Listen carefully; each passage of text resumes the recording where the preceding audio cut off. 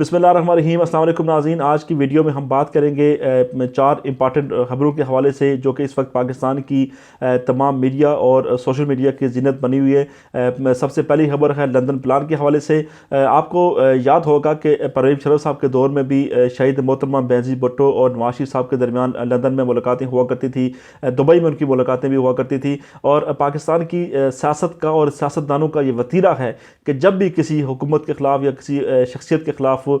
جب سازش کرنی ہوتی ہے یا جب اس کو ہٹانا ہوتا ہے، آپس میں جب روابط بڑھانے ہوتے ہیں، تو اس وقت کسی دوسرے ملک کا چناؤ کیا جاتا ہے۔ اور اسی سلسلے میں پرویز مشرف صاحب کے خلاف جو ان کی حکومت کی تھی اس کے خلاف شہید محترمہ بینظیر بھٹو اور نواز شریف صاحب کی ملاقاتیں ہوا کرتی تھی۔ اور آج کل نواز شریف صاحب جو ہیں وہ بیماری کے بہانے ملک سے باہر ہیں، شہباز شریف صاحب بھی وہاں پر ہیں، ان کے دونوں بیٹے حسن نواز حسین نواز بھی مفرور ہیں، اسحاق ڈار صاحب سابق وزیر خزانہ وہ بھی اس وقت مفرور لندن میں موجود ہیں۔ تو کافی خبریں گردش کر رہی ہیں لندن پلان کے حوالے سے، اور دوبارہ یہ خبریں گردش کیوں کرنا شروع ہوئی ہیں اس کے بارے میں آج ہم تھوڑا سا آپ کو بتانے کی کوشش کریں گے۔ آپ کو یاد ہوگا کہ جب مولانا فضل الرحمان صاحب نے لانگ مارچ کیا تھا تو اس وقت فضل الرحمان صاحب کا لانگ مارچ ناکام کروانے میں پاکستان پیپلز پارٹی اور مسلم لیگ دونوں کا بڑا ہاتھ تھا، کیونکہ پہلے تو فضل الرحمان صاحب کو یہ باور کروایا گیا تھا کہ یہ جو لانگ مارچ ہے یہ حکومت کے خلاف، اس میں تمام سیاسی جماعتیں مل کر اس حکومت کا تختہ الٹیں گی، اور فضل الرحمان صاحب جو تھے وہ بھی باضد تھے کہ یہ لانگ مارچ ضرور ہونا چاہیے، حکومت کو گھر جانا چاہیے۔ اور جب فضل الرحمان صاحب جب سندھ سے نکلے تو وہاں پر پیپلز پارٹی نے کوئی ساتھ نہیں دیا، جب پنجاب میں داخل ہوئے تو 40 سال تک برسر اقتدار رہنے والی مسلم لیگ نون نے بھی اپنے ورکرز کو باہر نہیں نکالا، شہباز شریف صاحب نے بھی ان کا استقبال نہیں کیا۔ ہاں، فرضی طور پر وہ اس فضل الرحمان صاحب کے مارچ میں ضرور تشریف لائے، کنٹینر پر کھڑے ہوئے، بلاول بھٹو صاحب بھی، شہباز شریف صاحب بھی۔ بہرحال دونوں سیاسی جماعتوں نے فضل الرحمان صاحب کا ساتھ نہیں دیا، اور فضل الرحمان صاحب کو اپنا بوریا بسترا بند کر کے واپس گھر جانا پڑا۔ اب دوبارہ آپ کو یاد ہوگا کہ رانا ثناء اللہ صاحب نے شاہ زیب خانزادہ صاحب کو ایک انٹرویو دیا جس میں انہوں نے واضح طور پر کہہ دیا کہ پیپلز پارٹی اور مسلم لیگ نون جو تھی وہ دونوں اس حق میں نہیں تھی کہ فضل الرحمان صاحب یہ جو لانگ مارچ ہے وہ اس وقت کریں، بلکہ یہ جو لانگ مارچ تھا پیپلز پارٹی اور مسلم لیگ نون دونوں چاہ رہی تھی کہ اکتوبر، نومبر اور دسمبر کے مہینے میں جا کے اس کی اناؤنسمنٹ ہونی چاہیے اور مل کر حکومت کا تختہ الٹانا چاہیے، لیکن فضل الرحمان صاحب باضد تھے۔ اور آپ ان کی اسٹیٹمنٹ سے اندازہ لگا سکتے ہیں کہ فضل الرحمان صاحب کا جو لانگ مارچ ناکام ہوا ہے اس میں دونوں بڑی سیاسی جماعتوں کا اس میں ہاتھ تھا۔ اب لندن پلان یہ بن رہا ہے کہ حکومت کے خلاف تحریک کرنی ہے، حکومت کو گھر بھیجنا ہے، اور اس کا جو اس کی ریزن بنائی جا رہی ہے وہ بنائی جا رہی ہے مہنگائی کو۔ ملک میں بڑھتی ہوئی جو مہنگائی ہے، آپ کو یاد ہوگا کہ پچھلے دنوں آٹے اور چینی کا جو کرائسس سامنے آیا تھا، اس کے بعد بھی کافی حکومت پر تنقید کی گئی، اور جو اس کے ذمہ داران تھے ان کے خلاف کارروائی کے حوالے سے بھی کافی پریشر ڈالنے کی کوشش کی گئی اپوزیشن کی جانب سے پرائم منسٹر پاکستان کے اوپر، کیونکہ جہانگیر خان ترین اور خسرو بختیار صاحب کا بھی اس میں نام آ رہا تھا کہ شاید انہوں نے چینی کا جو بحران تھا اس کو پیدا کرنے میں کردار ادا کیا تھا۔ بہرحال اپوزیشن جو اس وقت سوچ رہی ہے، اس وقت جو مسلم لیگ نون جو سوچ رہی ہے وہ یہی سوچ رہی ہے کہ کس طرح بھی اس وقت حکومت کو گھر واپس بھیجا جائے۔ حکومت کو گھر بھیجنے کے لیے دوبارہ وہ فضل الرحمان صاحب کا جو ہے وہ سہارا لینے کی کوشش کر رہے ہیں، اور کل ایک خصوصی ایک دعوت کی گئی ہے مولانا فضل الرحمان صاحب کے بیٹے نے ایاز صادق صاحب اور مسلم لیگ نون کے دیگر لوگوں کی چائے پر ان کو بلایا ہے، اور غالباً یہی امکان کیا جا رہا ہے کہ فضل الرحمان صاحب کی بھی ان کے ساتھ وہاں پر ملاقات ہوگی، اور دوبارہ اپوزیشن کے ساتھ جو ہے روابط بڑھائے جائیں گے اور حکومت کے خلاف ایک تحریک کا آغاز کیا جائے گا۔ اور یہ فیصلہ کیا ہے میاں نواز شریف صاحب اور میاں شہباز شریف صاحب نے، کیونکہ مسلم لیگ نون کو اس بات کا اندازہ ہو گیا ہے کہ ان کا جو ورکر ہے وہ اس وقت باہر نکلنے کے موڈ میں نہیں ہے، کیونکہ ورکر پہلے ہی بڑا فرسٹریشن کا شکار ہے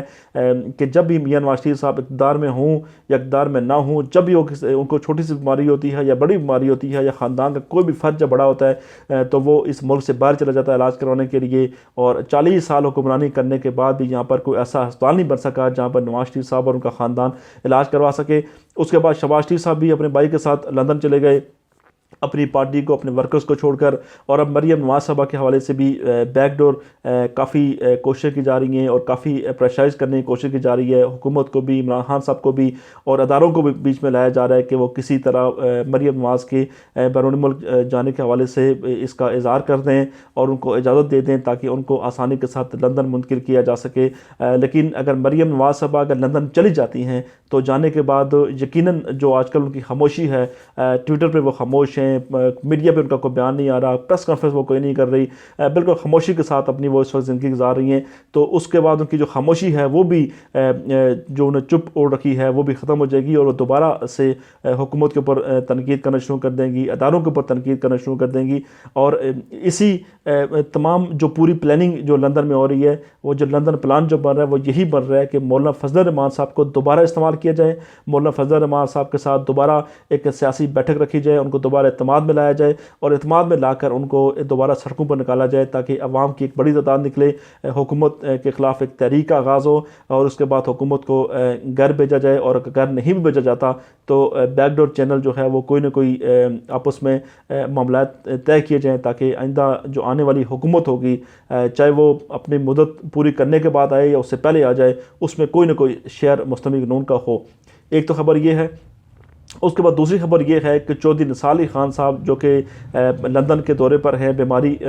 کا بہانہ انہوں نے بنایا تھا اور وہاں پر جا کے انہوں نے بیان بھی دیا تھا کہ میں بیماری کی وجہ سے یہاں پر آیا ہوں، علاج کی غرض سے یہاں پر آیا ہوں. تو اب کچھ معلومات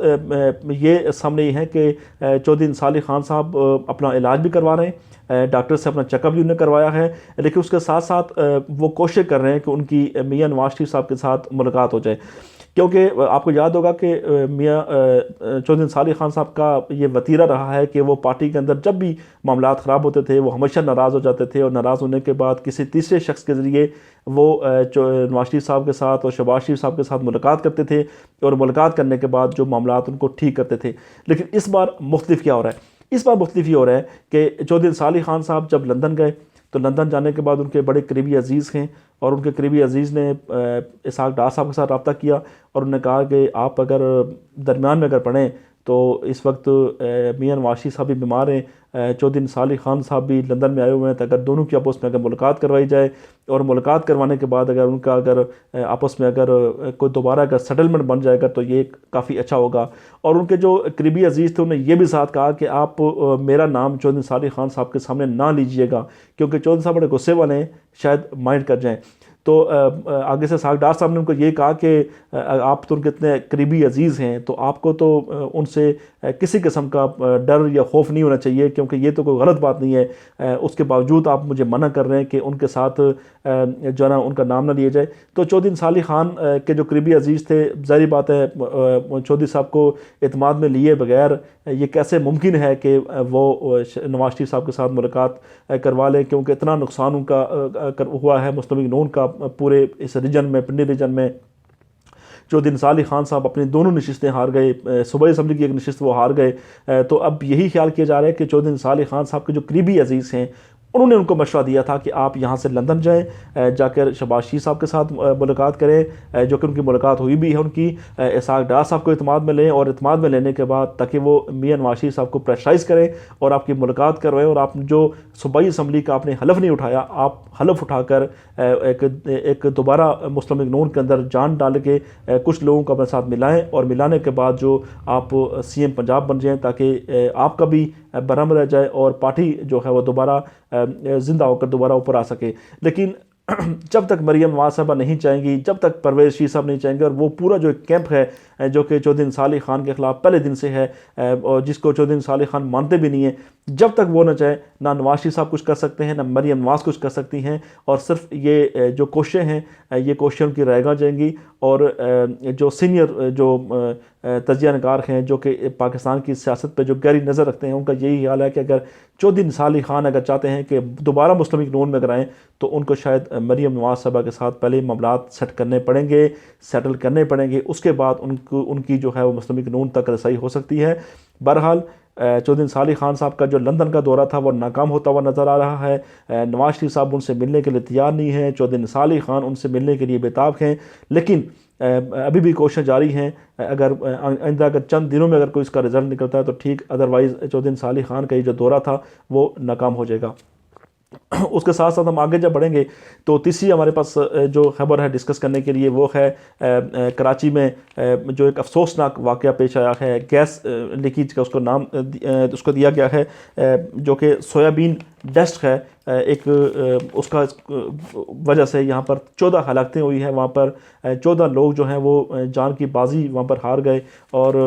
وہااں پر کے پی ٹی کے انڈر یہ وہاں پر پوری